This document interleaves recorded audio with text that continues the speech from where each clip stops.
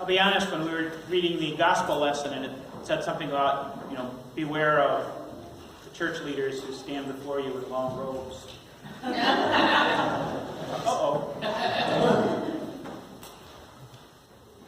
I can hardly tell you not to pay attention to the gospel. So, I've got a question.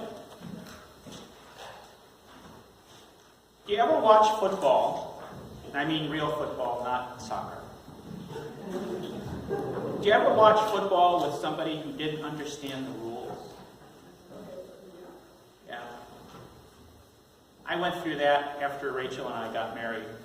She had never been a football fan. And I grew up, 40 miles from Green Bay, 38 miles from Green Bay. So I had to be a football fan. And she started watching initially because she wanted to needle me. She would, root for the Bears, which was, back then that wasn't a bad choice.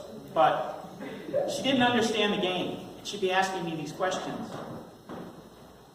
And I would miss plays because I was explaining something to her. And sometimes, of course, I didn't know the answer either. And I couldn't fake my way out of that. So I would just say, well, that's just the way it is. Just watch. And to be fair, my daughter has gone through the same thing with me when we're watching soccer. Because I don't get the rules in soccer. I'm like, if you want to get the ball to the goal, just pick it up and run with it. And she'll just roll her eyes. And there's a lot of eye rolling at our house. But understanding the rules is part of what makes the Book of Ruth a little more understandable.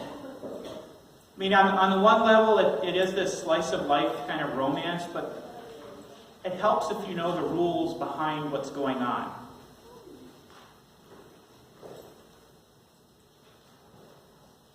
So we're going to figure out some of the rules and the expectations of society in that time and place.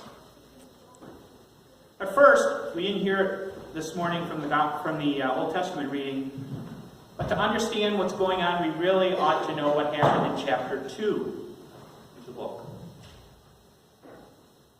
At this time, Naomi and Ruth have gone back to the area of Bethlehem where Naomi was from.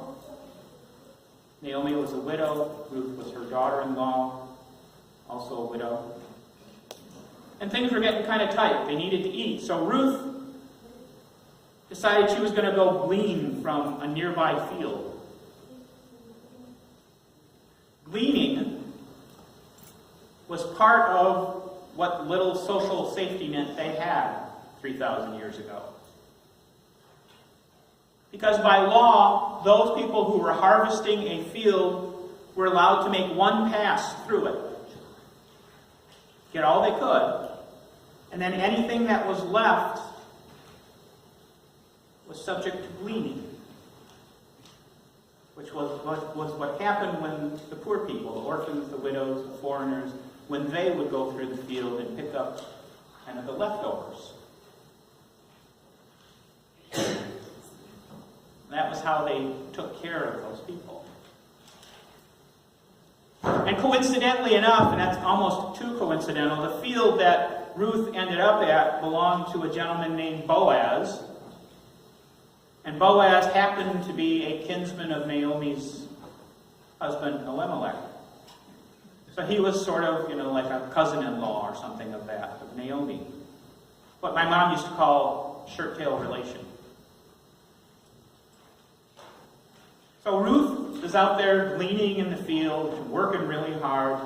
And Boaz comes along and he sees her and he says to his foreman, "Who is this young woman?" And actually, if you look at the language used, it was probably a little less politically correct than that. It was more along the lines of, "Hey, who's that girl over there? And what's she doing here?" Who does she belong to? That was his question. Who does she belong to? Now, this was, remember, a few thousand years before the memo about nobody owning women came out. And And to be accurate, it wasn't, when he said belong to, it wasn't in the sense of ownership like owning property, but more in the sense of who's responsible for her. So the foreman gives Boaz the rundown. He tells her that she was the daughter of Naomi, and Naomi was, the widow of Elimelech and all of that stuff. And then right here we learn that although there was the law that allowed women to glean, people were still people. And things weren't always what they seemed. Because once Boaz had a pretty good idea of what was going on and who she was, he went to her and he said, Ruth, I want you to stick around in my field. Stick around my people. Because I've told them to let you do whatever they want, and I've told the men not to harass you. Because apparently, if you went to a stranger's field, that could happen. So Ruth is kind of surprised by his kindness, and she says, why are you doing this for me? And he tells her, that's because I've been told who you are. I've been told of your loyal and loving care for your mother-in-law.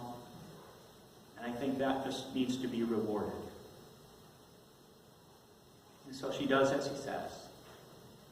She stays with Boaz's men. The day passes. And she finishes the day with an ephah of grain. I see blank faces out there. If you don't know what an ephah is, I can tell you it's 1/10 of a homer. Does that help? Okay, if you can't visualize what 1/10 of a homer is, and man, our education system is just bad then. But 1/10 of a homer is the equivalent of a bushel basket. So she goes home, or back to Naomi, with a bushel basket full of grain, which is pretty good for a day's work. And Naomi asks her, she says, well, whose field were you in? And Ruth tells her she was in the field of Boaz. And immediately Naomi says, Boaz? He's a kinsman of your father-in-law. He's one of our guardian redeemers.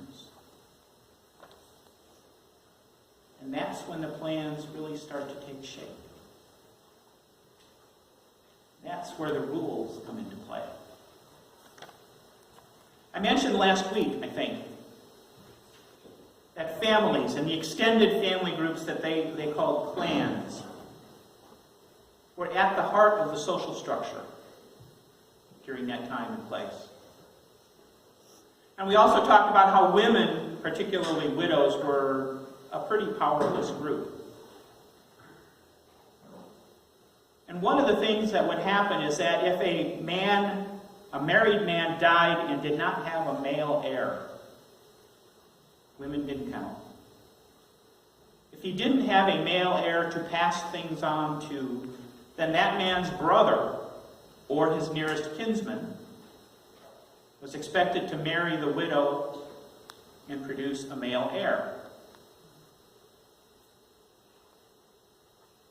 For legal purposes, any heir that came of that marriage was considered the son of the dead man and could inherit his property. And this was called a levirate marriage. And if that didn't happen, like in Naomi's case, her husband was dead, her sons were already dead. She was past childbearing age. So then it got a little more complicated. The property that her husband had was going to be sold. And it fell to the next nearest male relative, the guardian redeemer, to purchase or redeem that property so that it would remain in the family line. This was the way they kept the wealth together for the families. And also, if they did that, that maybe could help provide a living for the widow. And if that guardian redeemer couldn't do it or wouldn't do it for some reason, then the responsibility would fall to the next nearest male relative, and so on, until somebody would help out, if anybody would. Understand kind of what's going on? Now, all of that was background to what Naomi then was thinking after she heard that Boaz, the kinsman, one of the ones that was in line as a guardian redeemer, once she heard that he had maybe kind of possibly, perhaps, taken an interest in Ruth. Naomi knew exactly what Ruth had to do then to kind of secure their future. Now, we also need to know that after the grain was harvested in those days, it would be threshed and winnowed, and that happened at a communal threshing floor. And it was labor intensive. Everybody all of the men at least, would turn out to do this, and then if it was your grain that was there, you would usually sleep there until it could be safely stored away. So on the night that they knew that this threshing would be taking place, Naomi took Ruth aside and said, I want you to get yourself bathed and perfumed and anointed with oil. Put on your best club dress, whatever they had for that in those days. And then go to the threshing floor and kind of stand outside and watch and look for Boaz and look and see where he eventually lays down to go to sleep. And then wait for it to get dark. And when all of the men have gone to sleep, Ruth, I want you to go in and go up to where Boaz is sleeping and uncover his feet and lay down. And he'll tell you what to do next. I know what you're thinking. We're looking at it through modern eyes, and we think we know what probably went on then. And it might be right, because the phrase to uncover one's feet or one's legs, and in Hebrew, foot and leg are the same thing. That phrase can be a euphemism for what we loosely might call hanky-panky, in technical terms. But it can also mean simply go and uncover his feet.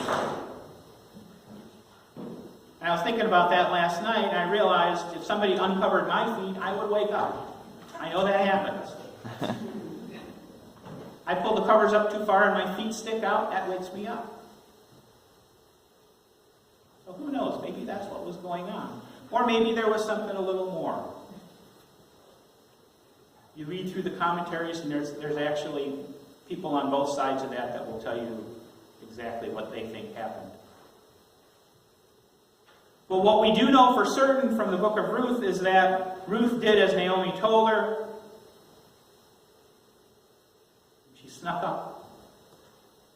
She uncovered his feet, and she laid down by him and snuggled up, and that got his attention. He woke up. And according to what we read, Boaz then remarked upon the fact that Ruth could have been off uncovering the feet of younger, richer men, but instead she was here with him, and that meant something to him. We won't go through all the dialogue, but the upshot is that Boaz, as a result of what she had done, promised that he would take care of Ruth and her mother-in-law. And then he said, of course, there is one little complication. There is this other guardian redeemer who is ahead of me in line. We'll have to deal with that first. We can figure that out later, he said. For now, just stay with me for the night. And she did. Kind of like reading a Harlequin romance, isn't it? She spends the night, she sneaks out just before daylight. Nobody suspects a thing. She goes home. Naomi asks how it went. Ruth tells her, and Naomi's pretty sure everything's looking good. But there's still this other kinsman that has to be dealt with. Boaz followed the law. He went to the city gate, which is where people gathered to do business. And he gathered a group of witnesses together so that they could be there and see what was happening in case there was any question later. And he called for a meeting with this kinsman. The Bible doesn't name him. We know I don't like that. We'll call him Barry. He called for a meeting with Barry, and Barry showed up. And Boaz meets with him, and he says, "Hey, Barry, I got good news. Your kinsman Elimelech's widow has come back to Bethlehem, and her husband's land is up for sale. Will you do your duty as guardian redeemer and buy that land to keep it in the family? If you won't, just tell me and I'll take care of it. But if you want the land, you can buy it." Barry thinks about that for a minute, and he says, "Yeah, okay, I'll buy the land. Sure." And that's where Boaz gives him the little twist. Because then Boaz kind of casually says, "Oh, by the way, once you buy the land, you also have to take possession of Elimelech's daughter-in-law, Ruth. You have to marry her." She kind of goes with the property. Barry had been okay taking over the land. That was going to be a good deal for him.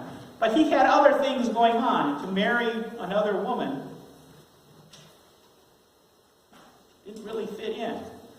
So Barry thought about that for a couple of seconds, and then he said, "You know, Boaz, I've got stuff going on, and I'll be honest, I'll just have one less problem without her.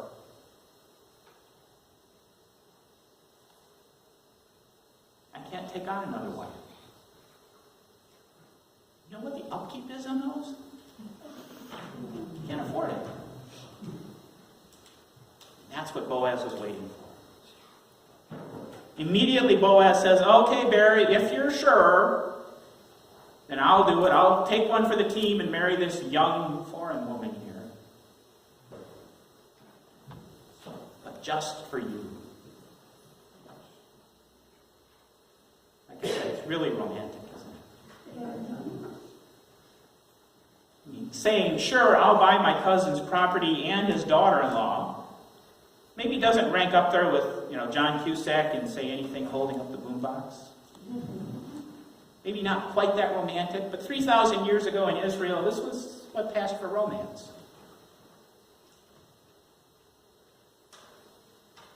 And here's why it's important. Other than the fact that it does show women who are controlling their own destinies even while they are working it so that other people think they're in charge, which is something wives have been doing forever. Boaz and Ruth have a son. He's named Obed. Obed has a son named Jesse, and Jesse has a son named David.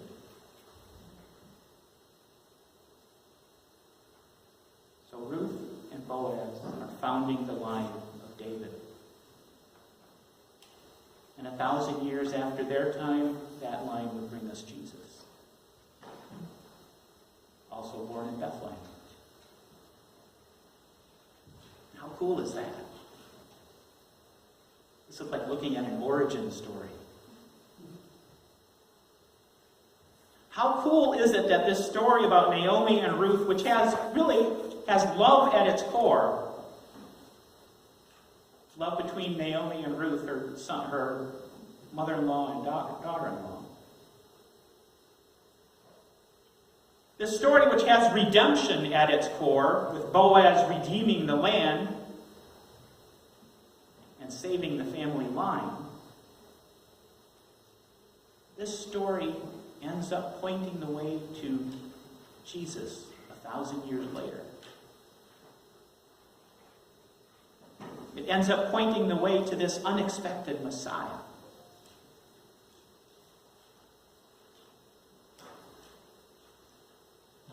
think it's appropriate even now, 2,000 years after Jesus' birth, that we still find Jesus in places that we don't expect to see him. You don't expect to see anything related to Jesus, from text 3,000 years ago, 1,000 years before he was born. And 2,000 years later, you certainly maybe don't expect to see him again.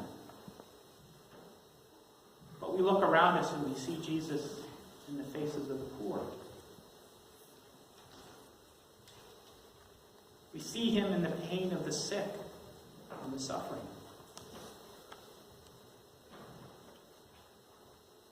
We see Jesus in the hopeless faces of the refugees and the empty bellies of the hungry. We see him if we're looking. But when our hearts are right, we also see Jesus in the work that we do. We see him in the love that we share and the hope that we bring to those who are in need. Because by the grace of God and the love of Jesus Christ, we know what the rules are. The rules are love God with all your heart, mind, and soul, and love your neighbor as yourself. It's always about the rules. 3,000 years ago,